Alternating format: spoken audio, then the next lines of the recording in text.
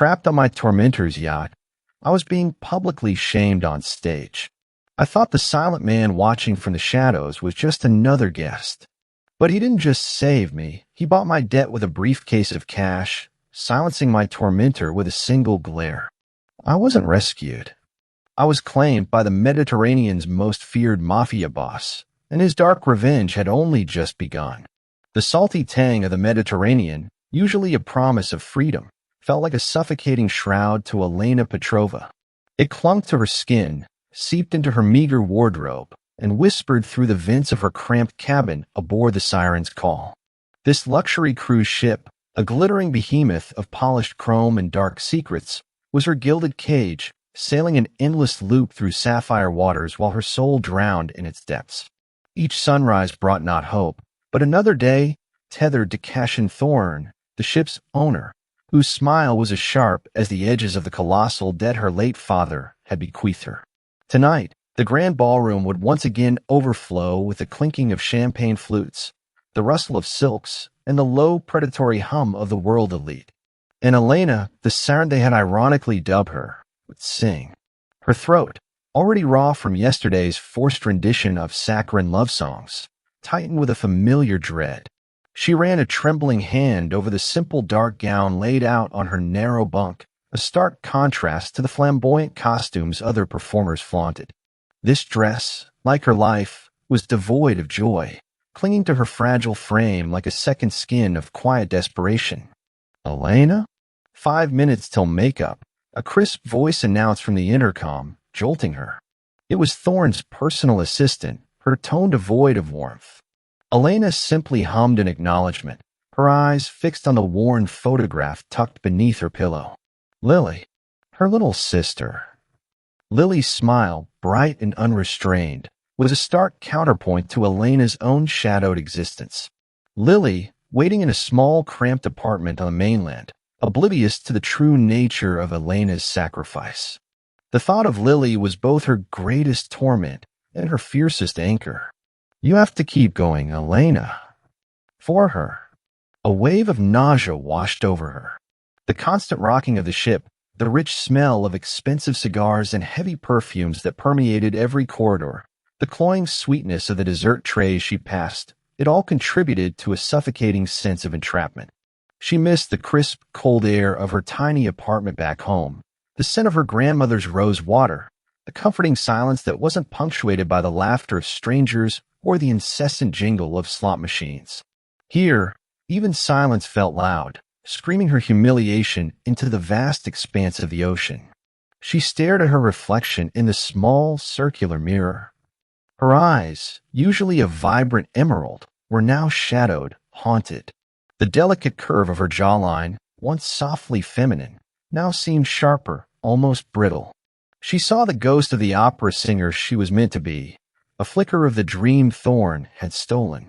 He had seen her sing in a dingy club, heard the promise in her voice, then pounced, transforming her artistic passion into a commodity, her talent into collateral. "Your father's carelessness is your burden, little songbird," he purred during their first devastating meeting, his words a venomous caress. "Sing for me, and your sister remains untouched. Fail, and, well, the market for pretty young things is always booming." The threat had coiled around her heart, squeezing the life out of her. It had been nearly a year of smiling through gritted teeth, of pouring her soul into songs that felt hollow, of enduring Thorne's lingering glances and the unspoken promises of the men who surrounded him. "Elena, you're late." Cashin Thorne, his voice, smooth as polished marble, sent a shiver down her spine. He stood framed in her cabin doorway, a predatory grin stretching across his perfectly sculpted face. He wore a midnight blue velvet jacket, an impossible contrast to the dark glint in his eyes. The scent of his expensive cologne, a heavy oud, choked the small space. He hadn't bothered with the intercom. He enjoyed these small invasions, these casual displays of ownership. "Mr. Thorne." Elena kept her voice level, a quiet defiance that only he seemed to notice. She hated how her heart hammered, betraying her outward calm. "Running a little behind, aren't we, Siren?" He stepped inside, letting the door click shut, trapping her. His eyes, the color of stagnant pond water, roamed over her, lingering on the exposed skin of her neck, then sliding down her gown. A shiver, cold and unwelcome, prickled her arms. Tonight's audience is particularly discerning. Wouldn't want to disappoint them. Or me. He walked past her to the small vanity table, picking up her brush, running his thumb over the bristles. It was a gesture of utter control, of intimate violation, though he never touched her directly. He didn't need to. His power was an invisible leash. You're quite the attraction, you know. Word has spread. The tragic songbird, beautiful voice, haunted eyes. Makes them feel deliciously wicked, doesn't it? He chuckled, a low guttural sound that grated on her nerves. Just remember where you belong, Elena. And who holds the strings? I haven't forgotten. Her voice was barely a whisper, but it carried an edge. His smile widened, a flash of white teeth. Good. Because failure, my dear, has a very steep price.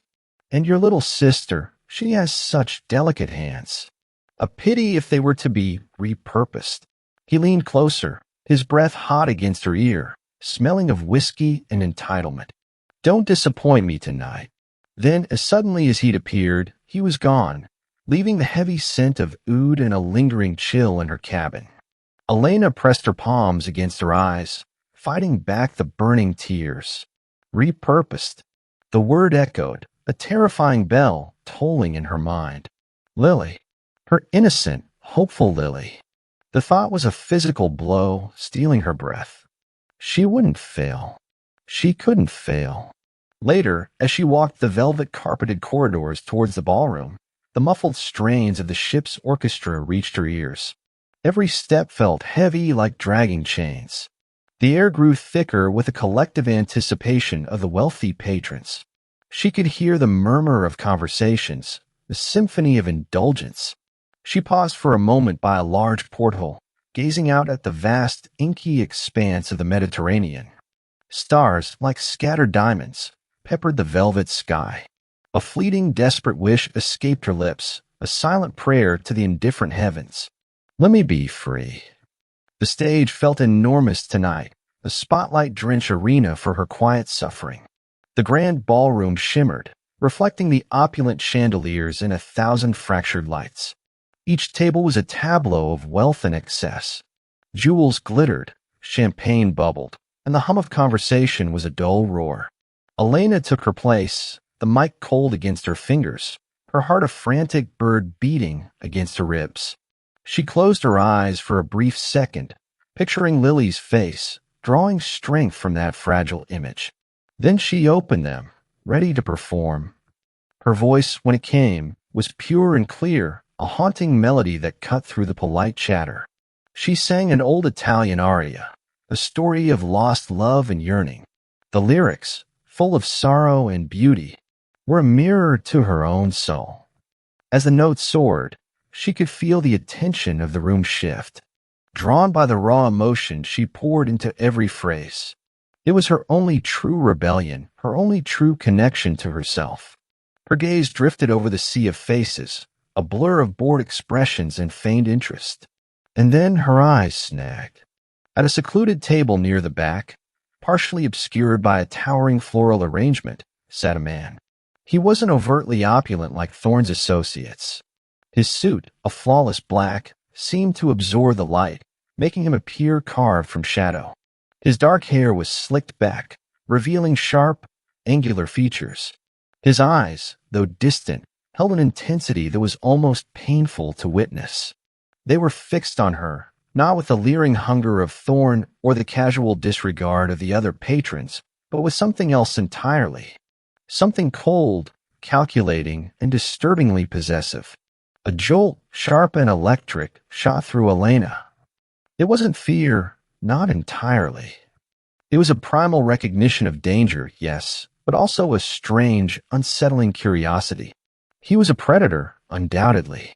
Yet his gaze felt different. It saw her, not just the debt-laden songbird on a stage. For a fleeting moment, she felt utterly exposed, yet strangely protected. A dangerous, illogical thought bloomed in her chest. Who is he? The final note of her aria hung in the air, trembling, before dissolving into a scattering of polite applause.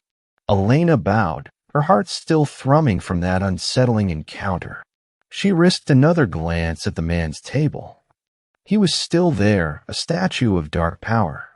His lips, thin and unsmiling, parted slightly. Was it a whisper? A commendation? She couldn't tell. But his eyes, they narrowed, holding hers in a grip that felt impossibly strong. Suddenly, a voice boomed, cutting through the lingering silence. Excellent, Elena. Simply divine. But now for something a little livelier. It was Cassian Thorn, rising from his table with a triumphant, mocking grin. He held a glass of champagne, his eyes gleaming with malicious intent. A little number that truly captures the spirit of our siren. Something bold. Something raw. Elena's blood ran cold. She knew exactly what he was about to do. Her mind screamed in silent protest, but her body was frozen. The light on the stage seemed to intensify, burning into her skin. And now, for something a little livelier, Cassian Thorn's voice cut through the lingering echoes of Elena's aria like a rusty blade. He stood, glass raised, a triumphant, predatory gleam in his eyes.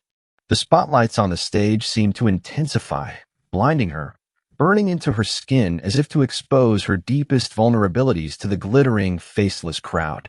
A little number that truly captures the spirit of our siren. Something bold.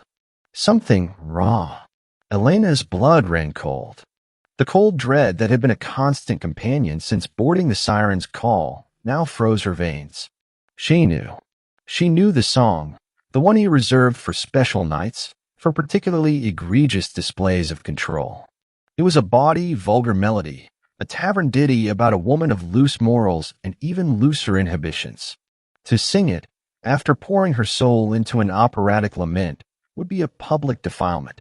It would strip her of the last vestiges of her dignity, reduce her from an artist to a mere circus act. Her mind screamed, a silent, frantic protest against the impending humiliation. Her gaze darted desperately around the ballroom, searching for what? A friendly face? A flicker of pity? There was none. Only the smug amusement of Thorn's cronies, the polite indifference of the socialites, and the veiled curiosity of a few others who clearly relished the spectacle. The rich scent of expensive champagne, now cloying and sickly sweet, filled her nostrils, making her stomach churn. Don't be shy, Kara, Thorn purred, his smile widening, baring too many teeth. The audience awaits your unique talent. Her hands, clammy and trembling, tightened around the microphone stand. The metal felt like ice against her skin, a physical manifestation of the terror seizing her. She pictured Lily's innocent face, Lily's hopeful eyes. This is for her. Endure it. Survive it.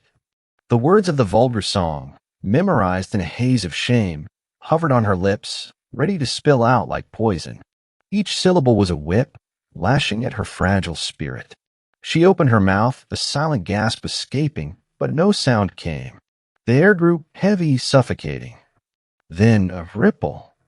It wasn't a sound, not at first. More like a palpable shift in the atmosphere, a sudden drop in the room's collective breath. A hush fell, starting from the back and spreading outwards, silencing the clinking of glasses, the murmur of conversation. Elena's gaze, still fixed on Thorn's mocking face, felt the change before she saw it. Thorn's triumphant smile faltered, replaced by a flicker of irritation, then a slow, dawning apprehension. From the very back of the ballroom, the shadows seemed to deepen, to coalesce. The man, the one who had watched her with such unnerving intensity. He moved now, not with haste, but with an implacable, almost predatory grace. Dressed in a perfectly tailored midnight blue suit that seemed to absorb the opulent light, he was an island of stark, dominating power in a sea of frivolous wealth. His dark hair, slicked back, caught the faint gleam of the chandeliers, highlighting the severe angles of his jawline. Dante Volkov. The name, whispered in hushed tones earlier in the evening, now echoed in Elena's mind, a chilling premonition. He was taller than she remembered, broader in the shoulders, his presence alone enough to command. He didn't stride, he simply moved, and the crowd parted before him like the Red Sea. No one dared meet his gaze directly, diverting their eyes, some even lowering their heads in a subconscious act of submission. A potent, dangerous silence descended upon the grand ballroom, broken only by the almost imperceptible click of his expensive Italian leather shoes on the marble floor. Elena watched him, utterly transfixed, her internal scream forgotten. He walked with a purpose, his dark eyes, the color of a stormy winter sky, fixed on her, unwavering. They weren't leering or even curious now. They were acclaiming. A strange, unsettling heat spread through her chest, warring with the icy grip of fear. He stopped just a few paces from the edge of the stage, directly in Thorne's line of sight. Dante didn't speak. He didn't need to. With a slow, deliberate movement, he simply raised a hand. Not a commanding gesture, not a threat, but a silent, definitive halt. The gesture was minimal, yet its effect was absolute. Elena, caught in his piercing gaze, felt an immediate, inexplicable release from the invisible ropes that Thorne had tied around her. Her trembling stopped. The vulgar song vanished from her mind. Thorne, for all his bluster, visibly recoiled. His face, usually a mask of smug confidence, paled, his eyes flickering with a raw, impotent fury. He opened his mouth as if to protest, but no sound came out. The air around Dante Volkov thrummed with unspoken power, a silent, chilling promise of consequences should anyone dare defy him. Then Dante simply nodded. A barely perceptible tilt of his head towards a hulking figure who had appeared behind him, as silently as a ghost. The man, equally impeccably dressed, carried a large, black leather briefcase. He stepped forward, placed the briefcase on the edge of the stage with a soft thud, and unlatched it. The contents were a dazzling, almost obscene display of wealth. Stacks upon stacks of crisp $100 bills, meticulously organized, gleamed under the stage lights. They seemed to pulse with a silent, devastating power. The sheer volume of cash was staggering, far more than Elena could ever imagine, certainly more than her paltry debt to Thorne. Dante's gaze, which had momentarily flickered to the briefcase, returned to Elena, intense and unyielding. His lips, thin and dark, parted slightly. His voice, when it came, was a low, resonant growl, a sound that seemed to vibrate through the very floorboards of the stage and settle deep within her bones. It wasn't loud, yet it cut through the breathless silence of the ballroom with absolute authority. "Sing what you were meant to sing, Cara." The single Italian endearment, uttered with such potent possessiveness, shocked Elena to her core. Her darling. It wasn't a term of endearment in the gentle sense, but a declaration of ownership, a definitive claim. Her breath hitched. The entire ballroom held its collective breath. Cash and Thorne, his face now a mask of barely contained rage, could only clench his jaw, his fingers digging into the velvet of his jacket. He was defeated, publicly shamed, and utterly powerless in the face of Dante Volkov's silent, overwhelming dominion. Dante gave Thorne one final, dismissive glance, a gaze that promised retribution without a single word. Then his eyes locked on Elena again. This time, they held a dangerous glint, a silent understanding passing between them. He had saved her from Thorne, yes, but the way he looked at her, the way he had claimed her with a word and a mountain of cash, made one thing terrifyingly clear: she wasn't free. Not truly. She had merely been transferred from one gilded cage to another, far more opulent and infinitely more dangerous. A shiver, both of fear and an undeniable, bewildering excitement, raced down her spine. Her heart hammered against her ribs, a frantic drumbeat of confusion and a nascent, unsettling attraction. She had been bought. Her debt was paid. But at what price? Dante turned slightly, a silent command to his men, who now moved with practiced ease. One of them, a man with cold, calculating eyes, scooped up Thorne's half-empty champagne glass, shattering it against a nearby wall with a soft clink that echoed like a gunshot in the stunned silence. It was a warning, a message. Elena stood frozen on the stage, the spotlight still burning down on her, the microphone cold in her hand. The rich smell of cash from the open briefcase mingled with the metallic tang of fear and something new, something potent and unsettling. She had escaped Thorne's degradation, but she was now undeniably caught in Dante Volkov's orbit, a celestial body pulled into a dark, irresistible gravity. Her gaze, wide and bewildered, met his across the hushed, stunned ballroom. He gave her the barest hint of a nod, a silent acknowledgement of their new, terrifying reality. And then he simply turned and walked away, his presence receding back into the shadows from which he had emerged, leaving her alone on the stage, surrounded by silence, the briefcase of cash, and the terrifying knowledge that her life had just irrevocably changed, purchased by a man whose dark gaze promised both protection and absolute possession. The music, it seemed, was only just beginning. The last strains of the orchestra had faded, leaving behind an echoing silence more deafening than any applause. Elena stood on the stage, the discarded briefcase of cash at her feet like a forgotten monument to her shame.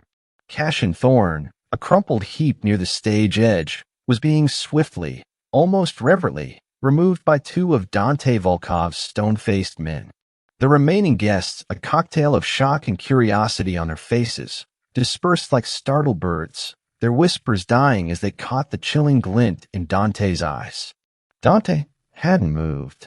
He simply stood, a dark, immovable pillar of power, his gaze impaling Elena. There was no pity in them, no triumph, only a cold, assessing ownership that made the very air around her thick and difficult to breathe. He walked towards her now, his footsteps soft yet resonating through the hushed ballroom. Each step was a hammer blow, driving home the reality of her new captivity. "Get rid of this," he murmured, his voice low and utterly devoid of warmth, gesturing vaguely at the briefcase with a flick of his wrist. One of his men, a hulking brute with a scar bisecting his left eyebrow, swiftly closed the case and vanished with it. Dante stopped directly in front of her, his towering frame casting her in shadow. The faint scent of his expensive cologne, a blend of rich leather and something wild and untamed, filled her senses, intoxicating and terrifying all at once. So he began, his voice a silken rasp that sent shivers down her spine. "You sing beautifully, Kara. A pity your talent was wasted on a dog like Thorne." Elena swallowed, her throat dry. I don't understand. What did you do? Why did you?" "Your father's debt," he interrupted, his eyes dark as polished obsidian, pinning her. "It's mine now." Thorne was merely a placeholder. An annoyance. He spoke as if discussing a trivial business transaction, not the complete overhaul of her entire existence. When a debt is transferred, so too is the collateral. Her heart plummeted to her stomach. Collateral? The word tasted like ash. "You mean me?" A corner of his mouth tilted, a ghost of a smile that was more unsettling than any scowl. "Among other things, you were part of the agreement. A rather melodious part, it seems." He reached out, his long, elegant fingers brushing lightly against her jawline. The contact was brief, yet it felt like a brand, searing its mark onto her skin. She flinched, pulling back slightly, but he didn't pursue. His eyes simply watched, registering her defiance with an unnerving calm. "The ship docks in 2 hours. You will pack your belongings. What little you have, pack." Her voice was a fragile whisper. "Where am I going?" "To my home." His words were a definitive statement, not an invitation. "Where you belong now." Resentment, hot and furious, flared within her, momentarily eclipsing the fear. "I don't belong to anyone. I am not a possession to be bought and sold." His eyes narrowed, their depths suddenly fathomless. "Your father sold you, Elena." "Nada. I merely collected what was owed. And unlike Thorne, I keep my assets a protected." His gaze hardened, sweeping over her with an almost contemptuous dismissal. "You are valuable, Kara." far too valuable to be left to the whims of men like him. He paused, his voice dropping to a dangerous hush. Or to yourself, apparently. Before she could form a retort, he turned, a curt nod to his remaining men. Arrange for her sister. Discreetly. No loose ends. Lily. The name tore from her lips, her heart leaping with a desperate, dizzying mix of relief and renewed dread. You know about Lily? He glanced back, his expression unreadable. I know everything. She will be brought to my estate. Under my protection. No. A sudden, fierce protectiveness surged through her. You can't bring her into whatever this is. She's innocent. Innocent children often suffer the most in this world, Elena, he said, his voice laced with a chilling truth that struck her silent. She is safer with me than she is alone on the mainland, vulnerable to Thorn's retaliation. He took another step closer, his eyes boring into hers. You have two choices. Come quietly, accept your new reality, and your sister will be safe. Resist, and I will still take you. But her fate will be less certain. The air around them crackled with his unspoken threat. Elena's vision blurred with unshed tears, hot and stinging. He was offering her a devil's bargain, her freedom for Lily's safety. And in that moment, there was no choice. The burning injustice of it all, the utter subjugation of her will, was a suffocating weight. But Lily's sweet, innocent face flashed in her mind, and Elena knew, with a devastating certainty, that she would walk through fire for her. Fine, she whispered, the single word in agonizing surrender. I'll come. But if you harm Lily, if you even touch her. Dante's gaze, for a fleeting instant, seemed to soften, a flicker of something almost human in their cold depths. I do not harm children, Elena. Not the innocent ones. The words were a stark, unexpected promise that brought a strange, uneasy comfort. Now go. Pack. She turned, her legs feeling like lead, and walked off the stage. The grand ballroom, once a symbol of her forced performance, now felt like the threshold of an entirely new, terrifying chapter. The journey was a blur of seamless, frightening efficiency. Within the hour, Elena found herself ushered onto a sleek, private jet, the kind she'd only seen in glossy magazines. The interior was lavish, all soft leather and polished wood, but to her it felt like an extension of her prison. She was alone in the vast cabin, watched by silent, impassive men who were always there, yet never quite present. The drone of the engines was a hypnotic lullaby, carrying her further and further from everything she knew. She clutched her small, worn bag, the only tangible link to her past life. Her few belongings seemed pathetically meager in this opulent setting. She thought of Thorn, his sneering face the dead, and now Dante, his cold, possessive eyes, the implicit threat. She had traded one master for another. A part of her screamed in silent fury, a wild, trapped bird beating its wings against solid glass. Yet another part, a smaller, darker corner of her soul, felt a terrifying calm. At least with Dante, there was no pretense. His ownership was absolute, brutal, and unadorned. They landed on a private airstrip, the air humid and fragrant with the scent of pine and salt. A sleek, armored car awaited them, whisking her through towering gates and along a winding driveway. The estate loomed out of the twilight, a magnificent, sprawling mansion of white stone and glass, nestled amidst lush, manicured gardens. It looked like a fortress, luxurious but impenetrable. Guards, discreetly armed, patrolled the perimeter. Elena felt a fresh wave of claustrophobia. This wasn't a home. It was a gilded cage, designed for a king and his captive. She was led through cavernous halls adorned with priceless artwork and antique furniture. Her footsteps echoed on marble floors, each sound amplifying the terrifying solitude. The silent, almost invisible staff moved with practiced deference. No one met her gaze. She was an object, newly acquired, to be treated with quiet respect but no acknowledgement of her humanity. Her new room was a suite, larger than her entire apartment, with floor-to-ceiling windows overlooking the sparkling Mediterranean. A king-sized bed, draped in silk, dominated the center. A massive walk-in closet, a sprawling bathroom with a standalone tub. It was the epitome of luxury. But as she walked to the window, pressing her hand against the cool glass, all she saw was the vast, indifferent ocean and the towering walls of her new prison. A knock on the door, soft yet firm, startled her. A petite, silver-haired woman, impeccably dressed in a simple black uniform, entered. "Miss Petrova? I am Mrs. Rossi, the head housekeeper. Mr. Volkov has instructed me to ensure your comfort.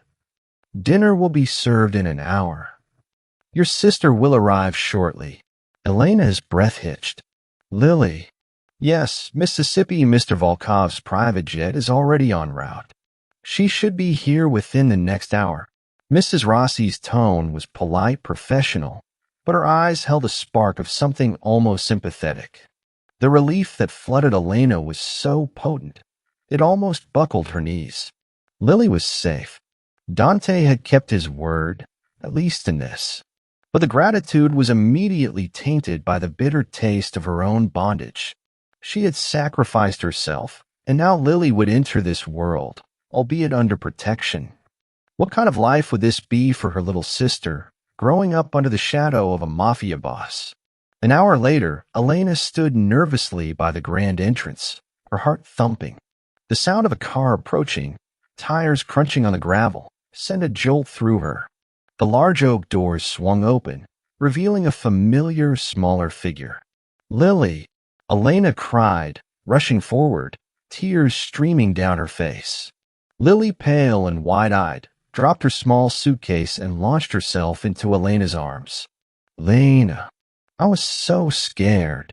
They just took me. Who are these people?" Her voice was trembling, her small body shaking against Elena's. Elena held her tight, burying her face in Lily's soft hair, inhaling the familiar scent of home, a scent she hadn't realized she'd missed so desperately. "It's okay, moja solnishka. It's okay. You're safe now. I'm here." She stroked Lily's hair, her own fears momentarily forgotten in the overwhelming need to comfort her sister. Over Lily's shoulder, Elena saw him. Don. He stood in the shadows of the grand staircase, a glass of amber liquid in his hand, his eyes, dark and unblinking, fixed on them. He watched their reunion with an unnerving intensity, a silent, possessive satisfaction etched on his austere face.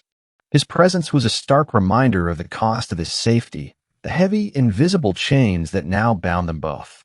His gaze, distant and calculating, made it clear that this was not a sanctuary given freely, but a claim enforced. And Elena, trapped in the opulence of his gilded prison, knew that her fight for true freedom was only just beginning. Life inside Dante Volkov's opulent estate settled into a rhythm that was both surreal and suffocating.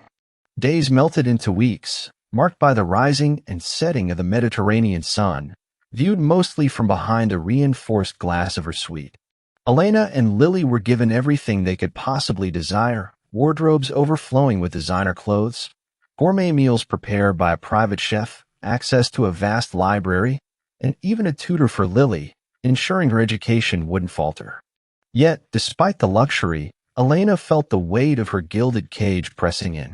Lily, with the adaptability of youth, slowly began to adjust. Her initial fear gave way to a child's delight in the sheer abundance, though Elena often caught her staring at the quiet, watchful guards who seemed to materialize out of nowhere. Elena, however, remained a restless spirit. She would wander the manicured gardens, her fingers tracing the delicate petals of exotic flowers, yearning for the simple joy of an unsupervised walk in a public park. The scent of salt and pine, once a symbol of freedom, now mingled with the heavy, expensive perfumes of the house, reminding her of her beautiful prison. Dante was a phantom presence. He rarely joined them for meals, usually eating in his private study, a fortress of dark wood and hushed conversations. When he did, the dining room, usually filled with Lily's hesitant chatter, would fall silent. Elena would feel his gaze on her, a silent, burning heat that made her skin prickle. He never spoke directly to her during these times, addressing only Lily or Mrs. Rossi, the unflappable housekeeper. Yet his presence was undeniable, a powerful undercurrent that shaped every moment. One evening, during one of these rare dinners, Lily, emboldened by a particularly delicious pastry, asked, "Mr. Volkov, will Elena sing for us tonight?" Elena froze, a spoonful of rich risotto halfway to her mouth. Her heart leaped into her throat. She hadn't sung since that night on the siren's call. The thought of performing for him, for the man who owned her, made her stomach clench. Dante's eyes, dark and piercing, shifted from Lily to Elena. A long, agonizing pause stretched between them. "Elena sings when she wishes to sing, Lily," he said, his voice surprisingly gentle to the child. "Not by command." He then glanced at Elena, a fleeting, almost imperceptible tilt of his head. "Unless, of course, she desires to." The subtle command hidden beneath the polite refusal sent a confusing ripple through Elena. He hadn't ordered her, but his words had subtly given her an out, a small dignity in front of Lily. A strange flicker of uneasy gratitude sparked within her. Later that evening, she found a grand piano in one of the unused drawing rooms. Her fingers, hesitant at first, found the keys, and soon a quiet melody filled the echoing space, a soft, melancholic lullaby. She played for Lily, for herself, and perhaps for the man who was always listening, always watching. Another instance of his silent protection came during a stormy night. A fierce tempest raged outside, rattling the windows of the old mansion. Lily, terrified by the thunder and lightning, crept into Elena's bed. Elena held her close, trying to soothe her. Suddenly, the power flickered, plunging the room into momentary darkness before emergency generators kicked in. Lily cried out. Just then, a soft knock echoed at the door. It was Dante. He stood in the hallway, silhouetted by the dim light, a heavy, luxurious blanket in his hands. "The storm is severe," he stated, his voice calm amidst the howling wind. "Perhaps this will offer more comfort." He handed the blanket to Elena, his fingers brushing hers for a fleeting second. His skin was warm, unexpectedly so. Their eyes met for a heartbeat, and in that brief, unguarded moment, Elena saw a flicker of something she couldn't quite decipher. Concern? A strange, possessive tenderness? He simply nodded once, then turned and vanished back into the shadows. Elena wrapped the blanket around Lily, the soft cashmere a comforting weight. It smelled faintly of Dante, a sophisticated blend of leather, cedar, and something uniquely masculine. A warmth spread through her, a confusing mix of fear and comfort. He was a dangerous man, a mafia boss, yet he had brought a blanket in a storm. These small, unexpected acts chipped away at her carefully constructed walls of resentment. She also began to observe Dante in his element. She would sometimes catch glimpses of him through the large windows of her suite, deep in conversation with his men in the gardens or in his study. He moved with an almost lethal grace, his posture commanding, his expressions unyielding. The sheer ruthless efficiency with which he conducted his business was both terrifying and mesmerizing. She overheard snippets of conversations, hushed tones, references to deals, territories, and consequences. It was a brutal, unforgiving world, and he ruled it with an iron fist. Yet, she also saw flashes of a strange, almost archaic sense of justice. One afternoon, she witnessed him berating one of his men, not for a botched deal, but for mistreating a subordinate. His voice, though low, carried an undeniable fury. "Loyalty is earned, Romano. Respect is demanded. But cruelty is a weakness I will not tolerate." The man cowered, nodding frantically. Elena, watching from her hidden vantage point, felt a jolt. He was ruthless, yes, but not without a code. A dark, twisted code, perhaps, but a code nonetheless. These observations, these tiny cracks in his impenetrable facade, fueled a dangerous internal conflict within Elena. Her initial distrust lingered, a bitter taste on her tongue. He was still her captor, the man who had bought her. But there was also a burgeoning, undeniable attraction, a pull towards the enigmatic power he wielded. She would catch herself studying him during dinner, the strong line of his jaw, the dark intensity of his eyes, the subtle flecks of muscle beneath his impeccably tailored suits. A blush would creep up her neck, hot and unwelcome, as she imagined the touch of his hands, the possessive claim of his lips. One evening, she found herself inadvertently alone with him in the vast, echoing library.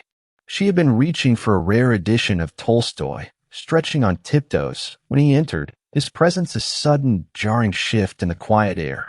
He moved to the opposite end of the room, selecting a book. The silence between them was thick, charged with unspoken thoughts. "Do you enjoy Tolstoy, Kara?" His voice, deep and resonant, broke the stillness, making her jump. She turned, her heart hammering. Ah, yes. His exploration of human nature. He merely hummed, turning a page. A dark nature often, but honest. His gaze flickered up, meeting hers across the expanse of leather-bound volumes. His eyes held hers for a beat too long, an intimate, knowing intensity that made her breath catch. It was a silent conversation, a dangerous acknowledgement of the unspoken tension that hummed between them. He saw her, truly saw her, not just as a singer or a possession, but as a mind, a soul. And in that moment, the suffocating gilded cage felt a little less like a prison, and a little more like a crucible, forging something new and terrifyingly compelling within her. The quiet comfort she had begun to find was now inextricably intertwined with a dangerous, burgeoning desire, pulling her deeper into his complex, shadowed world. She was falling slowly but irrevocably, and the sensation was both terrifying and utterly, dangerously alluring. The Mediterranean sun, usually a balm against the lingering shadows of Elena's past, felt particularly warm on her skin as she walked through Dante's sprawling gardens. Lily, her laughter like a melody, chased a butterfly near a bubbling fountain, her small, nimble feet darting between ancient olive trees. Weeks had woven themselves into a tapestry of uneasy peace within the Volkov estate. The initial shock had faded, replaced by a strange, almost comfortable routine. Elena still felt the weight of her gilded cage, but for Lily, it was a paradise. The child had blossomed, her cheeks flushed with health, her eyes sparkling with newfound joy. Elena watched her sister, a soft smile gracing her lips, a smile she hadn't realized she was capable of anymore. This was the true cost of her freedom, the price of her own quiet captivity. Lily's happiness was worth every ounce of it. The scent of blooming jasmine and salty sea air filled her lungs, a fragile moment of contentment. Suddenly, Lily stumbled, letting out a small yelp of surprise. Elena's heart leaped into her throat. Before she could react, one of Dante's ever-present guards, a man named Sergei with eyes that missed nothing, was already at Lily's side, helping her up. "Careful, little one," he rumbled, his voice surprisingly gentle. Lily giggled, brushing dirt from her knees. Elena let out a slow, shaky breath. Every small incident, every unexpected noise, sent her nerves screaming. It was a constant, low-level hum of anxiety, a reminder that even within these fortress walls, danger still lurked. Later that afternoon, the illusion of safety shattered into 1,000 jagged pieces. Elena was in her suite, practicing a new piece on the piano, the melancholy notes filling the elegant room. Lily was with her tutor in another wing of the house. A soft knock. Mrs. Rossi entered, her usually composed face etched with a faint line of concern. In her hands, she held a small, exquisitely carved wooden bird, a tiny, delicate robin, its wings poised for flight. "Miss Petrova," Mrs. Rossi began, her voice unusually subdued. "This was found outside your bedroom window, tucked into the rose bush." Elena's fingers froze on the keys. The robin. It was an exact replica of a small wooden charm Lily always wore, a gift from their grandmother. A cold dread, sharp and sudden, pierced through Elena's chest, stealing her breath. She took the bird from Mrs. Rossi, her fingers brushing the smooth, cool wood. It felt innocent, yet radiated a chilling malice. "It's Lily's," Elena whispered, her voice barely audible. Her eyes frantically scanned the window overlooking the sprawling gardens. "How?" How could anyone have gotten so close? The estate was a fortress. The thought was a physical blow, a suffocating wave of panic. Mrs. Rossi's expression was grim. Sergei found it. He's already informed Mr. Volkov. The name Dante sent a fresh jolt through Elena. She knew this was a direct message, a venomous echo from her past. Cashin Thorn. He was relentless, a viper striking from the shadows. The serene beauty of the estate suddenly felt like a lie, a thin veneer over a simmering volcano. Fear, cold and absolute, wrapped around her heart, squeezing it tight. She pictured Thorn's smug, predatory smile, his promises of repurposing Lily's delicate hands. The small wooden robin felt like a death sentence in her palm. Her sanctuary had been breached. Lily was no longer truly safe, and it was all her fault. Her existence, her connection to Dante, had dragged Lily into this terrifying underworld. Guilt, heavy and suffocating, settled upon her shoulders. Moments later, Dante entered her suite, not with a knock, but with the quiet authority that always preceded him. His face was a mask of granite, devoid of any discernible emotion, yet the air around him crackled with a dangerous, barely suppressed fury. His eyes, dark and piercing, immediately landed on the wooden bird clutched in her hand. Sergei found it, he stated, his voice a low, dangerous rumble. It wasn't a question. Your former acquaintance, Thorn, is making a play. Elena could only nod, her voice caught in her throat. She felt a profound sense of helplessness. Here, in this opulent prison, she was still just a pawn in a game far beyond her comprehension. How? How did he get it here? The security. Dante raised a hand, cutting her off. He paid someone. Someone close. It's already being handled. His words were cold, precise, devoid of comfort. No one touches what is mine, Elena. No one. The possessive declaration, though chilling, sent an unexpected shiver of something akin to relief through her. He saw Lily as his to protect. And in that moment of terror, that felt profoundly safe. She looked at him, truly seeing him, a formidable, unyielding force against the darkness that threatened her and Lily. His power, usually a source of unease, now felt like an impenetrable shield. What will you do? She whispered, her gaze fixed on his unreadable face. His eyes narrowed, their depth suddenly colder than the deepest ocean. Thorn has forgotten his place. He needs a reminder. His voice held a chilling promise of retribution, a barely veiled savagery that made her skin crawl. A permanent one.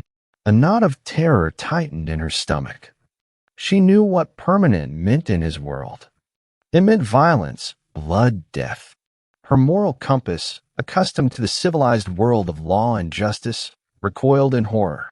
Yet another darker part of her, the primal instinct for survival, for Lily's survival, felt a strange, unsettling surge of satisfaction. Thorn deserved it. He deserved to pay for every humiliation, every threat.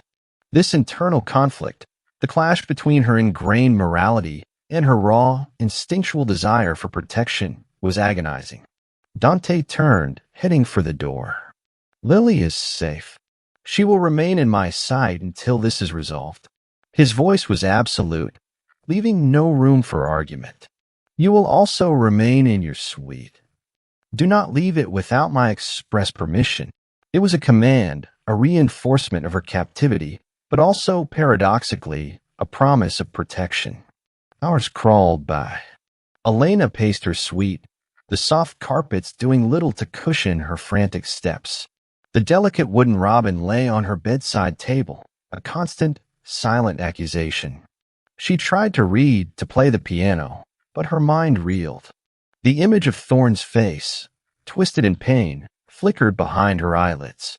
She was horrified by the thought, yet a part of her felt a grim, dark justice. This feeling, this complicity in violence, disgusted her. Was she becoming like them? Was this gilded cage slowly corrupting her soul? As night deepened, the silence in the mansion seemed to grow heavier, punctuated only by the distant murmur of the sea and the occasional muffled footsteps of guards. Then, late into the night, a faint commotion reached her ears from a distant wing, hushed voices, a heavy door slamming, the distant rumble of a vehicle departing. She strained to listen, her heart thumping. Was it over? Had Dante acted? Finally, well past midnight, the soft sound of her suite door opening drew her attention. Dante stood there, his impeccable suit slightly disheveled, a faint, almost imperceptible smudge of something dark near his cuff. His eyes, however, held a new, chilling intensity. They were colder, harder than she had ever seen them. The air around him felt charged, electric, with a raw, dangerous power. He was a force of nature, harbinger of retribution. He walked into the room, his gaze sweeping over her, assessing. Thorn is no longer a threat, he stated, his voice flat, emotionless, yet vibrating with an unspoken finality. His operations have been dismantled. Permanently. Elena stared at him, a shiver running down her spine. The word dismantled hung in the air, heavy with unspoken violence. She didn't ask for details. She didn't need to. The grim finality in his tone, the cold satisfaction in his eyes, told her everything. Thorn was gone. Forever. The immediate, overwhelming wave of relief was quickly followed by a sickening wave of horror. He was a monster. Her protector was a monster. He moved closer, his gaze softening almost imperceptibly as he reached out, his thumb brushing away a stray tear she hadn't realized was falling. His touch, usually so potent, now felt like ice and fire all at once. No one threatens what is mine, Elena, he repeated, his voice dropping to a possessive whisper. No one. Ever. His eyes held hers, daring her to question him, daring her to recoil.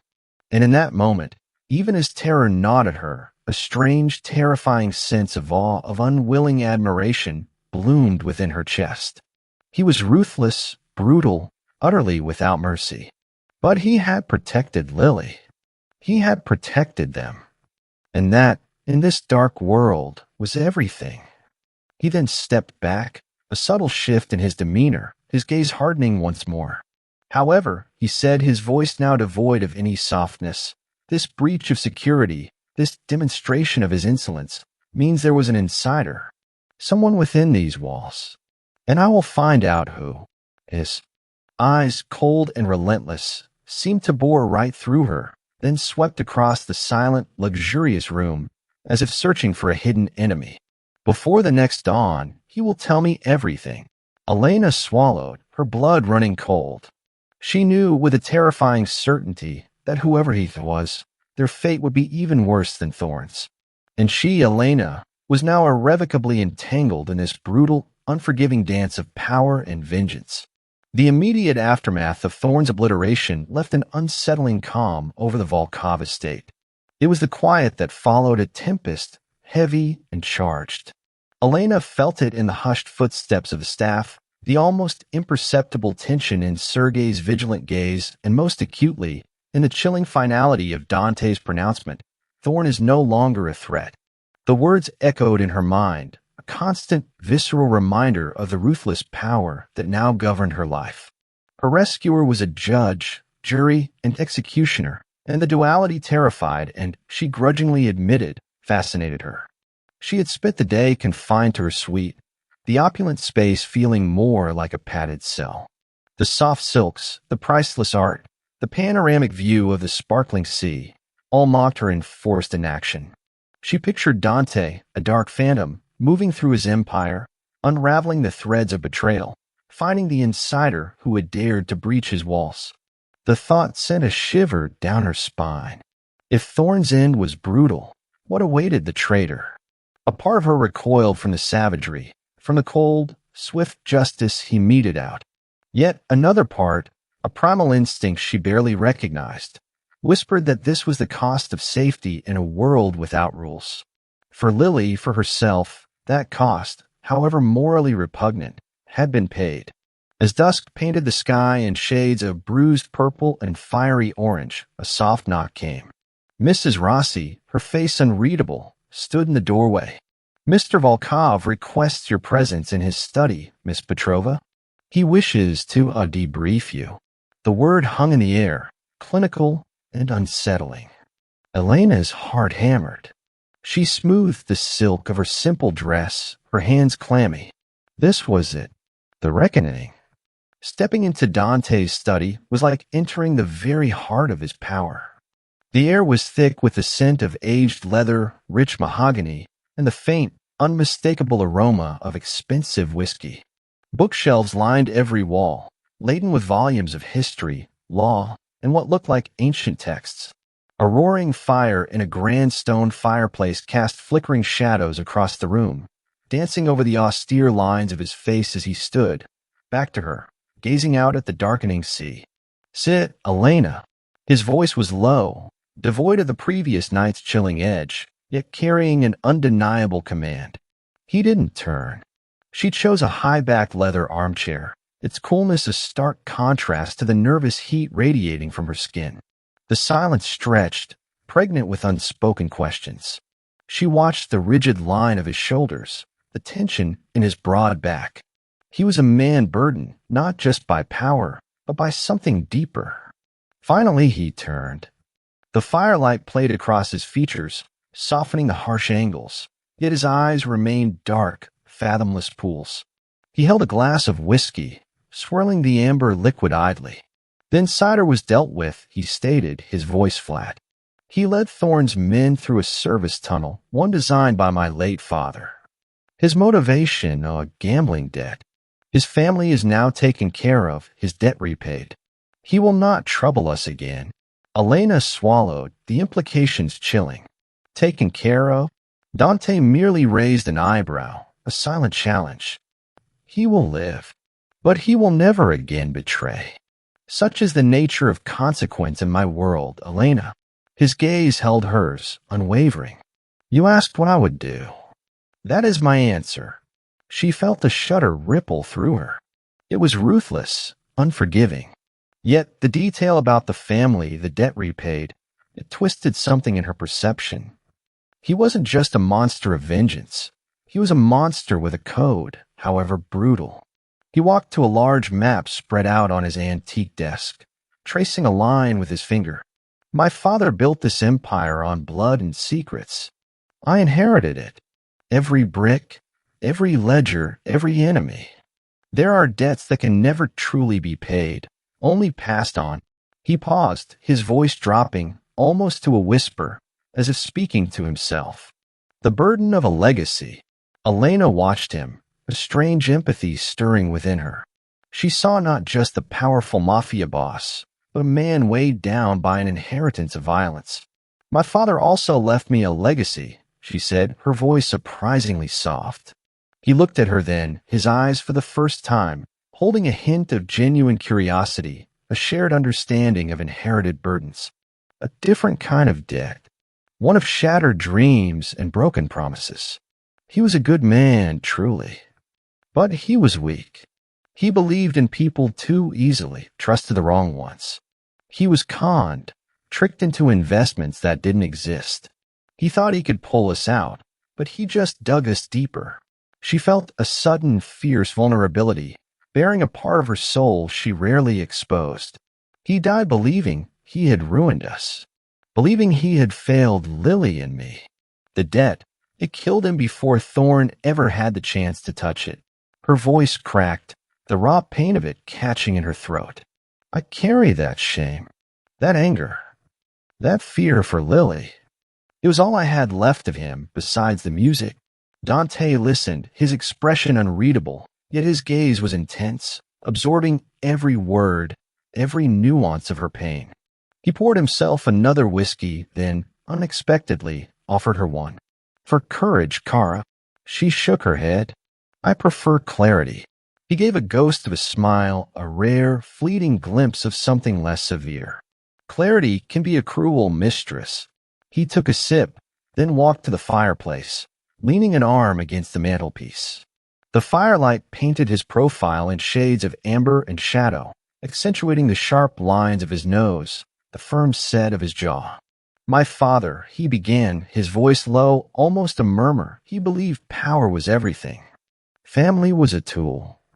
Loyalty was bought, not earned. He taught me how to survive in the dark, how to wield fear like a weapon. He taught me to never show weakness. He paused, his gaze fixed on the dancing flames, revealing a profound, ancient sadness. But he never taught me how to live, or how to protect, truly protect. Not without blood. He took a deeper breath, a subtle hitch in his strong frame. When my mother, she died because of a rival's retaliation. A message to my father. He chose power over caution. I was too young to stop it. Too weak. Elena felt a sharp pang of empathy. The raw pain in his voice, though muted, was unmistakable. It was the wound of a child, buried deep beneath layers of steel and ruthlessness. His mother's death, a consequence of his father's empire, had forged the man before her. His code, his protectiveness, his unyielding grip on power, it was all a shield against repeating that devastating loss. That's why you protect Lily, she whispered, the realization dawning on her. Why you're so absolute? He turned from the fire, his eyes dark and turbulent, meeting hers across the vast room. I do not allow vulnerability in my world, Elena. But if I choose to protect something, someone, I do it absolutely, without compromise, without a price. His gaze intensified, burning into her. And Lily, and you are mine to protect now. The possessive declaration, usually a trigger for her resentment, now resonated with a strange, fierce tenderness. In his eyes, she saw not just a claim, but a promise. A promise forged in the fires of past trauma, hardened by a lifetime of violence, yet undeniably potent. Her heart ached, a sweet, painful ache she hadn't felt in years. He crossed the room, moving with that silent, predatory grace, stopping directly in front of her. He knelt, not in supplication, but in a profound act of shared vulnerability. He reached out, his hand gently cupping her jaw, his thumb stroking the soft skin of her cheek. His touch was warm, impossibly tender, sending a wave of electric current through her. Your father, he may have been weak in some ways, Dante murmured, his voice husky, his gaze fixed on her lips, but he created you. And you, Elena, are anything but weak. You are fire and resilience. You are intoxicating. Her breath hitched. The air between them crackled, thick with unspoken desire, with the raw intimacy of shared scars. His scent, leather and subtle spice, enveloped her, drawing her in. She could feel the heat radiating from his hand, the subtle tremor in his fingers. Her own hands, without conscious thought, reached out, her fingertips brushing against the impeccable fabric of his suit, feeling the hard muscle beneath. His eyes, dark with a consuming desire, dropped to her lips. She could feel his breath, warm and soft, ghosting over them. The unspoken yearning between them was a tangible force, pulling them together. She leaned in, instinctively, drawn by an irresistible gravity she no longer wished to fight. Dante, she whispered, her voice a mere breath, a plea, a surrender.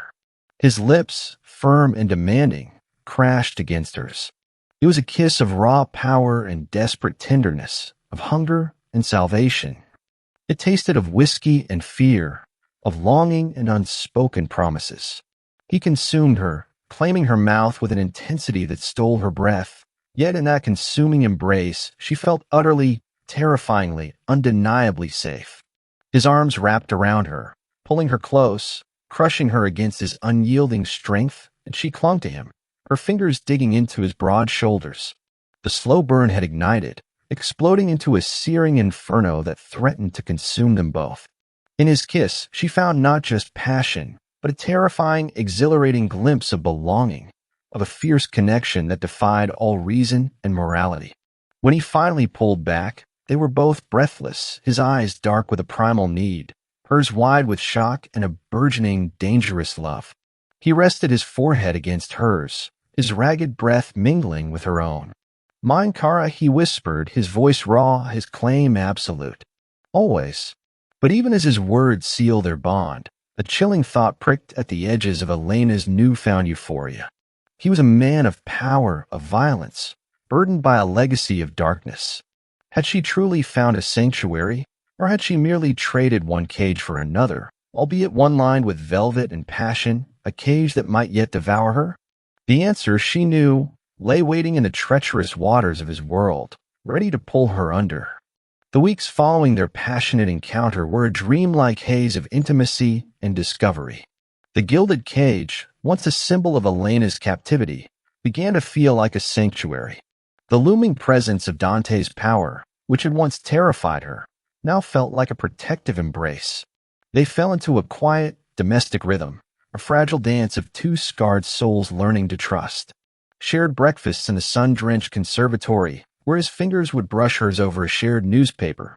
Late nights in the library, where he'd read ancient histories aloud, his deep voice a soothing balm to her frayed nerves.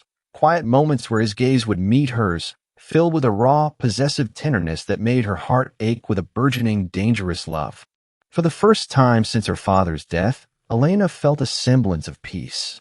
Lily was thriving, her laughter echoing through the grand halls. The shadow of fear finally lifted from her young eyes. Dante, the formidable Mafia boss, was surprisingly gentle with the child, listening to her stories with a patient gravity that melted Elena's heart. He was still a man of shadows, his business conducted in hushed, serious tones behind the closed doors of his study, but to her, he was becoming something more. He was becoming Dante. Her Dante. The illusion shattered on a Tuesday afternoon, day as bright and cloudless as any other. Elena was sketching in the garden, the scent of roses and salt in the air, when a member of the household staff approached, a cordless phone on a silver tray. "Miss Petrova, a call for you. He says he's an old friend from the conservatory." Elena frowned, a flicker of confusion stirring. She hadn't spoken to anyone from her old life in over a year. She took the phone, her brow furrowed. "Hello. Elena Tesoro. Is that really you?" The voice was smooth, vaguely familiar, with a faint Italian accent. "It's Leo. Leo Ricci. We were in Puccini masterclass together. Do you remember?" The name didn't ring a bell, but her memory of that time was a blur of stress and exhaustion. I'm sorry, I don't recall."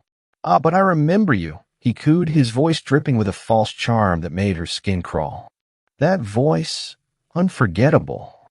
"Listen, I'm in the area on business, and I heard you were staying nearby. I have that package for you, the one we discussed. The family sends their regards. I'll be making the delivery tonight." "As planned. Package? Family? I think you have the wrong person," Elena said, her confusion mounting.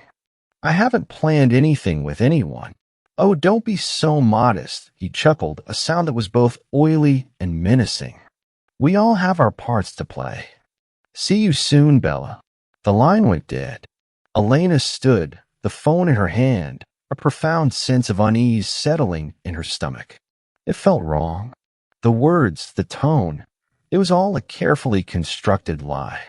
She turned, intending to find Dante, to tell him about the bizarre call, when she saw Sergei, the stoic head of security, standing a discreet distance away. His face was a mask of granite, but his eyes, when they met hers, were cold, shuttered. He had heard. Of course, he had heard. Every communication was monitored. She didn't have to wait long. Minutes later, the door to her suite was flung open with a force that made her jump. Dante stood there, his face a thunderous mask of cold, controlled fury. The warmth of the past weeks had vanished, replaced by the glacial ice of the Mafia boss she had first met. His eyes, usually dark pools of possessive tenderness, were now chips of obsidian, sharp and cruel. "Who was that?" he demanded, his voice a low, venomous snarl. "I don't know," she stammered, taken aback by his sudden, terrifying transformation. "He said his name was Leo from the conservatory, but I don't remember him. He was talking nonsense about a package, a delivery." "Stop lying," he hissed, advancing on her, his presence suffocating the room. "The Falcone family. He mentioned the family." You've been in contact with Marco Falcone, haven't you? Falcone? I don't even know who that is. Her voice rose, a mix of fear and indignation. He is my sworn enemy. Dante roared, his control finally snapping. He grabbed her arm, his grip like iron. The man who has been trying to dismantle my operations for a decade. And he calls you, speaking in code, about a package and a delivery? He laughed, a harsh, ugly sound devoid of all humor. How stupid do you think I am, Elena? Tears of shock and betrayal stung her eyes. Dante, no. You have to believe me. It's a mistake, a trick. Was it all a trick? He sneered, his face inches from hers, his eyes boring into her soul, searching for the deceit he was now certain was there. The vulnerability, the shared secrets, the passion. Was it all a performance to get inside my walls? Were you his plant from the very beginning? Each word was a physical blow, shattering the fragile trust they had built, shattering her heart. He saw her not as the woman he'd held and kissed, but as a traitor, a spy. All her initial fears, her deep-seated belief that she could never truly be safe in his world, came crashing back. He was a monster, after all. A monster who saw betrayal in every shadow, even in her. How could you? She whispered, the words choked with a pain so profound it felt like dying. After everything, how could you believe I would do that? His face hardened, the last flicker of doubt extinguished.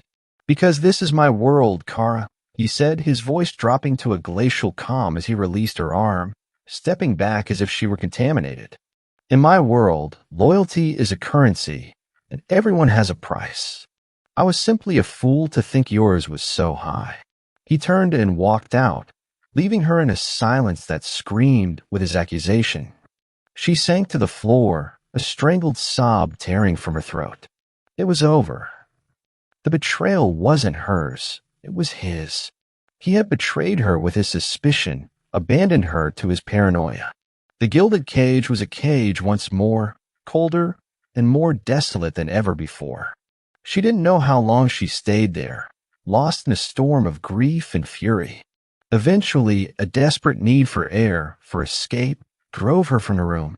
She ran to the gardens, to the secluded terrace overlooking the cliffside, the one place she felt a semblance of solitude. The salt spray from the crashing waves below misted her face, mingling with her hot tears. He didn't trust her. He would never trust her. She was a possession, and now a suspected liability. A rustle in the rose bushes behind her made her turn, her heart seizing. It wasn't one of Dante's guards. Two men, dressed in black, their faces grim and unfamiliar, stepped out of the shadows. Before she could scream, hand, reeking of a sweet, cloying chemical, clamped over her mouth and nose. Her vision swam, the vibrant colors of the garden blurring into a sickening swirl. The world tilted, her legs giving way. Her last conscious thought was of Dante's cruel, accusing eyes. He had left her vulnerable. He had abandoned her. And now, the abyss had finally come to claim her. In his study, Dante stared at the amber liquid in his glass, his knuckles white. Every instinct screamed that he was wrong, that the raw vulnerability in Elena's eyes had been real. But the evidence, the cold logic of his world, pointed to betrayal. He had been played. A wave of agonizing, self-loathing fury washed over him. It was Sergei who found the overturned teacup on the terrace, the snapped stem of a single white rose, and something glinting in the grass. He brought it to Dante on a black velvet cloth. A single, delicate pearl earring. Elena's. The one Dante had gifted her only a week ago. The sight of it was a physical blow, stealing the breath from Dante's lungs. It wasn't the earring itself, but what it represented. A struggle. A fight. She hadn't gone willingly. The phone call, the package, it hadn't been her plan. It had been their plan. Falcone. He hadn't used her as a spy. He had used her as bait. And Dante, blinded by a lifetime of paranoia, had walked right into the trap. He had pushed her away. He had accused her. He had left her alone and heartbroken, a perfect target. He had failed her, just as his father had failed his mother. A sound, low and guttural, tore from his throat. It was a sound of primal agony, of a man whose greatest fear had just been realized. He had lost her. He swept his arm across his desk, sending priceless antiques and crystal decanters crashing to the floor in a symphony of destruction. The rage was white-hot, but beneath it was a frantic, desperate fear that was colder than death. He slammed his fist on the intercom, his voice a raw, terrifying roar that echoed through the entire mansion. Sergei, get every man we have, every contact, every asset. Find out where Marco Falcone is. He paused, his breath coming in ragged, painful gasps. His next words were not a command, but a blood oath, a promise of absolute annihilation. And then burn his world to the ground. Now, the shattered pearl earring in Dante's palm felt like a searing brand, burning through his skin, through bone, straight into the raw, aching wound in his chest. Elena, gone. The cold, logical part of his mind, the one that managed empires and executed ruthless strategies, was momentarily eclipsed by a primal, guttural roar of despair. He had pushed her away. He had accused her. He had left her vulnerable, heartbroken, ripe for the taking. The image of her tear-streaked face, her eyes wide with betrayal, was a torment worse than any physical pain. My fault. The two words echoed in the sudden, ringing silence of his study, louder than any gunshot. His call to Sergei had been a feral bellow, devoid of his usual controlled calm. Within minutes, the mansion had transformed into a command center. Screens glowed, maps unfurled, phones buzzed with urgent, clipped commands. Guards, usually silent phantoms, moved to the frantic, lethal energy, their weapons gleaming under the harsh strategic lights. Falcone has multiple known safe houses across the archipelago, boss, Sergei barked, pointing to a holographic map, and a few on the mainland in Sicily. We're tracking recent movements, encrypted comms. Dante didn't listen to the details. He saw only the flashing red dots, each one a potential prison for Elena. His gaze was fixed, his jaw locked so tight his teeth ached. Bring him to me. Alive if possible. But if he's touched her, if a single hair on her head is harmed, his voice dropped to a terrifying whisper. I will flay him alive inch by bloody inch. His men, hardened veterans of countless skirmishes, visibly flinched.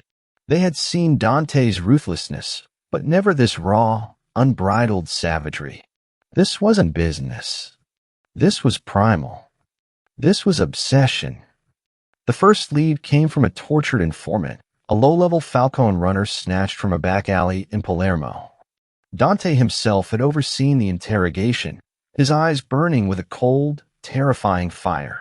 The screams that had echoed from the soundproofed room would haunt even his most hardened men. The informant, broken and whimpering, finally gave up a name, the old refinery, Capo di Ferro. Falcone's been using it for shipments. He talks about a siren. Siren. The word was a fresh blade twisting in his gut. Within the hour, Dante's private helicopter, a sleek black shadow, cut through the night sky, its blades churning the humid air into a violent vortex.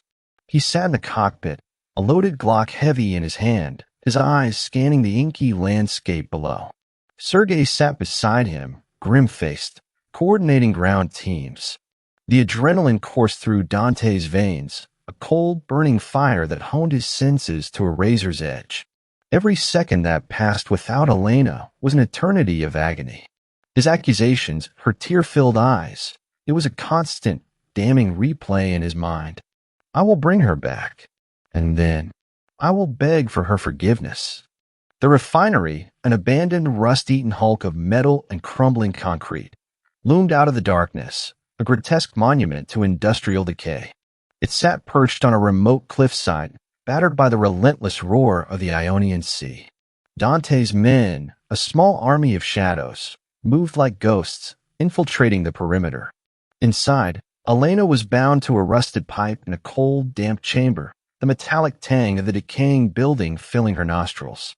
Her wrists were chafed, her mouth gagged, her vision blurred from fear and the harsh, flickering fluorescent light above. The bitter taste of betrayal lingered on her tongue. Dante's accusation, his cold, condemning eyes, had hurt more than any physical pain. He believed she was a spy. He had abandoned her. Marco Falcone, a man whose smile was as sharp as his tailored suits, stood before her, admiring her with a connoisseur's detached air. Such a shame, Bella. To have such a voice, such beauty, wasted on Volkov. He thinks he owns everything. He thinks he can keep what doesn't belong to him. His Italian accent was thick, his voice a mocking purr. But everything has a weakness. And you, little bird, were his. Elena glared at him, defiance burning in her eyes despite the fear that chilled her to the bone. She wouldn't give him the satisfaction. Falcone chuckled, tracing the line of her jaw with a gloved finger. Don't worry. You have a new owner now. One who appreciates unique talents. He gestured to two burly men. Get her ready. The transfer will be entertaining. Outside, the air crackled. Dante, moving with the silent, deadly grace of a panther, led the assault team. The first explosion ripped through a service gate, showering the ground with concrete dust and shrapnel. Gunfire erupted, a deafening symphony of destruction. Men screamed. Glass shattered. The refinery, once dormant, roared to life with the sounds of a full-blown war zone. Dante was a blur of controlled violence. He moved through the chaotic corridors, his Glock spitting fire, each shot precise, lethal. His face was a grim mask of pure, unadulterated rage. He didn't just fight, he annihilated. Every Falcone soldier he encountered was met with a brutal, swift end. His love, his desperate, consuming obsession with Elena, had transformed him into a terrifying, unstoppable force. He was a beast unleashed, fueled by guilt and a terrifying prospect of losing her forever. Elena, he bellowed, his voice hoarse, echoing through the smoke-filled halls. Elena! He kicked open a heavy steel door, tearing through a wave of Falcone's men like a living cyclone. Gunpowder stung his nostrils. Burning rubber from an exploding car filled the air. He saw flashes of red, glimpses of shattered concrete, but his eyes were fixed, unwavering on one goal. He burst into a large, cavernous chamber, the air thick with dust and the stench of decay. And then he saw her. Elena, gagged and bound, her eyes wide with terror and something else, relief. She was alive. A fierce, visceral surge of relief mixed with blinding rage ripped through Dante. Falcone stood before her, a gun pressed to her temple, his face twisted in a triumphant sneer. Volkov! Falcone screamed, his voice triumphant over the lingering gunfire. Such a dramatic entrance. Come to retrieve your whore, have you? You're too late. Dante froze, his gun still raised, a red haze of fury engulfing his vision. The sight of Falcone's hand on Elena, the cold steel against her delicate skin, was a trigger that broke the last vestiges of his control. He dropped his gun. Falcone smirked, a triumphant, sneering grin. What's this, Volkov? Giving up so easily. Dante began to walk, slowly, deliberately, towards them. His hands were empty, but his eyes were burning infernos. You touch her, he growled, his voice low, guttural, radiating a terrifying promise of pain. And I will end you. Falcone laughed, harsh, mocking sound. Bold words for a man without a weapon. Now watch, Volkov, as I take what you foolishly believed was yours. He tightened his grip on Elena's hair, pulling her head back, his finger tensing on the trigger. Elena's eyes, wide with primal terror, met Dante's. She saw not the Mafia boss, but the man who had loved her, the man she had loved. And in his eyes, she saw not just fury, but a desperate, consuming despair. He was losing her. But Dante wasn't giving up. His slow walk turned into a blur of motion. Before Falcone could react, Dante was upon him, a force of pure, unadulterated vengeance. He moved with a speed and savagery that defied human capabilities. His fist, a blur of raw power, smashed into Falcone's temple. The gun clattered to the floor as Falcone's head snapped back, his eyes rolling back in his skull. Elena screamed, a muffled cry of terror and relief as Dante's other hand tore the gag from her mouth. He yanked Falcone away from her, slamming him against the rusted pipe she had been tied to. Falcone slumped, dazed, blood already trickling from his temple. Dante didn't stop. He turned, his gaze sweeping over Elena, assessing her, searching for injuries. His hands, though trembling slightly, were gentle as he untied her wrists, his fingers brushing against her chafed skin. "Elena," he whispered, his voice raw with a pain that ripped through her. "Are you harmed?" "Are you?" She could only shake her head, tears streaming down her face, a flood of emotional exhaustion and overwhelming relief. "Dante." He pulled her into his arms, crushing her against his strong, trembling body. His embrace was fierce, possessive, desperate. He buried his face in her hair, inhaling her scent, as if to reassure himself that she was truly real, truly there. His whole body shuddered, a silent tremor of profound relief. Outside, the last echoes of gunfire faded, replaced by the shouts of his men securing the area. Dante held her tight, his heart thundering against hers, a desperate rhythm of reunion. He had faced his greatest fear, his ultimate nightmare, and he had pulled her back from the abyss. He looked into her tear-filled eyes, and for the first time, Elena saw not just the Mafia boss, but a man completely, utterly, devastatingly broken by the thought of losing her. And in that raw, vulnerable gaze, she saw a love so fierce, so absolute, that it both terrified and healed her all at once. His arms tightened around her, a silent, absolute promise. He would never let her go again. Never. The return journey to the estate was a blur of muted sound and overwhelming sensation. Elena was cocooned in the soft cashmere blanket from the helicopter, her head resting against Dante's unyielding chest, his arm a band of steel around her. The rhythmic thrum of the blades was a soothing counterpoint to the violent chaos of the refinery. His presence was a physical wall, shielding her from the lingering terror. He hadn't let her go, not for a single second. Back in the familiar opulence of her suite, a private doctor, discreet and efficient, tended to the raw abrasions on her wrists.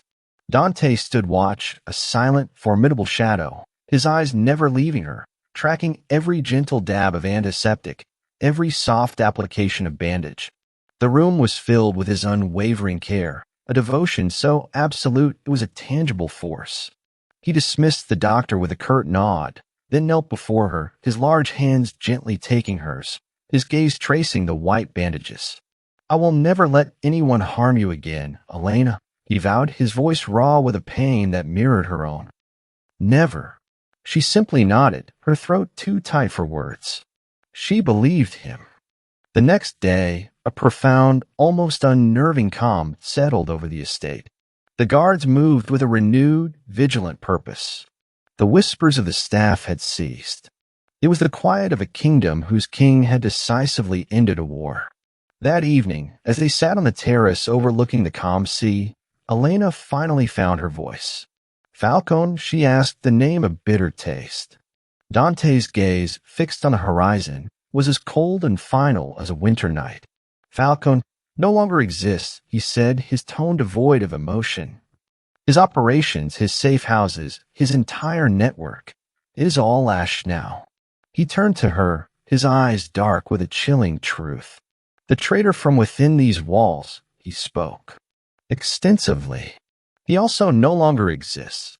A younger Elena, the one who had first stepped onto the siren's call, would have recoiled in horror. But the woman who had stared down the barrel of Falcone's gun, who had felt the cold dread of being sold and discarded, understood. She saw the brutal, unflinching calculus of Dante's world. His savagery was the dark, violent price of their sanctuary. And in a terrifying, profound moment of clarity, she accepted it. She accepted him. "And the phone call," she whispered. A lie, Dante confirmed, his voice laced with self-loathing. A simple but effective trap, designed to prey on my deepest fear. And I fell into it. He finally looked at her, his eyes filled with a raw, agonizing vulnerability she had never seen before. I failed you, Elena. I let my father's poison, my paranoia touch you. I hurt you. He reached for her hand, his grip both desperate and tender. Forgive me. Tears welled in her eyes, not of fear, but of a deep, healing empathy. She saw the man behind a monster, the boy who had lost his mother, the king terrified of losing his queen. She placed her free hand over his, a gesture of absolute acceptance. There is nothing to forgive, she said softly. You came for me. In that moment, the last of her resistance crumbled. This opulent estate, once her gilded cage, was now her fortress. His dangerous world was her reality. And Dante, the ruthless mafia boss, was her unwavering protector. She leaned her head against his shoulder, the setting sun casting them in a warm, golden light. This is not a cage, is it? She murmured, more to herself than to him. Dante's arm wrapped around her, pulling her impossibly closer, his lips brushing against her hair. No, Cara, he whispered, his voice thick with a fierce, unwavering devotion. It is my world. And you are its sender. She closed her eyes, a profound sense of peace settling over her. She was home. She had surrendered not her freedom, but her fear, and in its place had found a sanctuary forged in fire and reclaimed by a love as brutal and beautiful as the man beside her.